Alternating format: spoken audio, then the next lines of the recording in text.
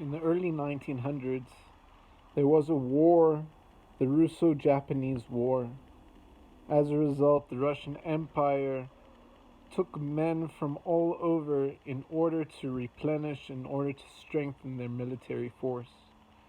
Jews, as you would imagine, didn't want to be drafted for the military and sought ways in order to get out. Especially they knew that it wasn't the best place for them to be in terms of anti-Semitism and other things that might come about. So many flocked to the Sfas Emes. And on one such occasion, a group of Jews, young men, were there seeking a blessing from the Sfas Emes to get out of military service. The Sfas Emes gave a blessing to the group, one after the other, telling them that they should be successful in their evasion of the draft. But one he refused to give a blessing to.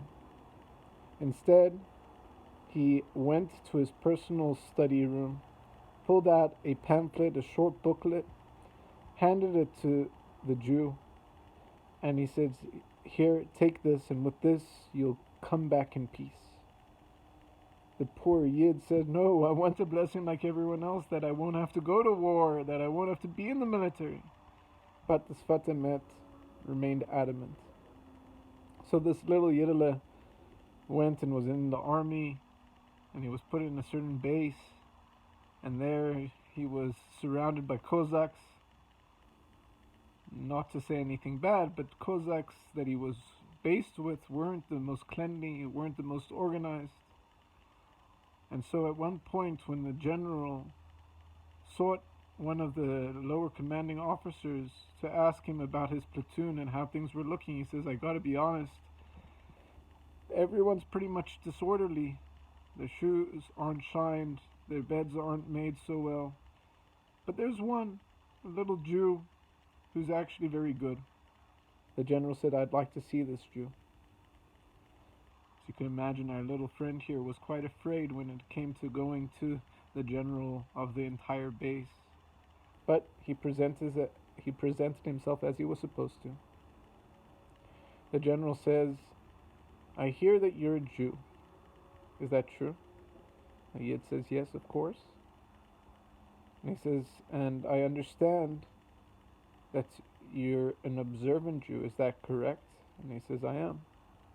And that means that it's my understanding that there is a law for the Jews regarding what they may or may not eat. Yes, it's called kashrus." And he says, "And you abide by that?" "I do." "And so you do not eat the food that everyone else eats here?"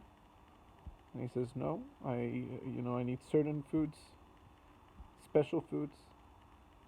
And he says, "You want to tell me that you aren't willing to eat it because the Tsar needs strong soldiers, powerful soldiers, and that means that they have nutrition in their system, that they're big and strong.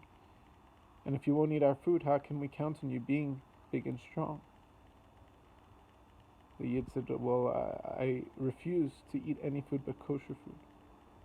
The general pulls out his gun and he holds it right by the heart of the Jew. He says, "Are you to tell me that if I said to you, you'll eat non-kosher food or you'll die, you would still stick with your previous answer?" The Yidele was quite afraid, but he said, "Yes, I'd rather die." The general said, "I understand that you Jews have a certain holiday once a week. It's called Shabbos." He says, "Yes, Shabbos. Do you abide by the Shabbos?" And the Yidele says, "Of course." "So that means that once a week you're not going to be doing the work that all the other soldiers are going to be doing? Is that correct?" He says, "Yeah, I won't defy the Shabbos." Again, the general presses his gun against the heart of the Jew. The Tsar needs people that are willing to work and work hard if we are to win this war. "You sure you're going to stick with your previous answer?" The Yidele said, "Yeah, I'm going to stick with my answer.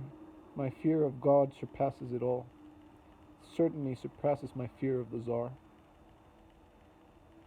The general looked into his eyes, retrieved his weapon, and said, "If that's the case, I need to talk to you." He gets up, he locks the door, closes the curtains, and he says, "I too am a Jew." And he says, "And my wife has just given birth, and I need my child to have a circumcision, and I don't know where else to turn. And I know it's important that one who does the circumcision, the mohel, is Shomri Shabbos, keeps the laws in terms of Shabbos and kosher. Those are very important things. So I'm asking you, come with me after the base hours close down. I'll take you with me. You'll come home with me. You'll circumcise my child. Then I will give you civilian clothing and you can leave in peace." The Yidla said, "Wow, this is an incredible opportunity, but I don't even know how to do a circumcision." But suddenly he remembers that booklet, that pamphlet that the Sfas Emes gave him. He runs back to his barracks, he pulls it out, and he sees it is a detailed guidebook on how to perform a circumcision. With this, the Yidla was able to leave his military service in peace and to perform an incredible mitzvah, the mitzvah that seemingly the Sfas Emes sent him as an emissary to do.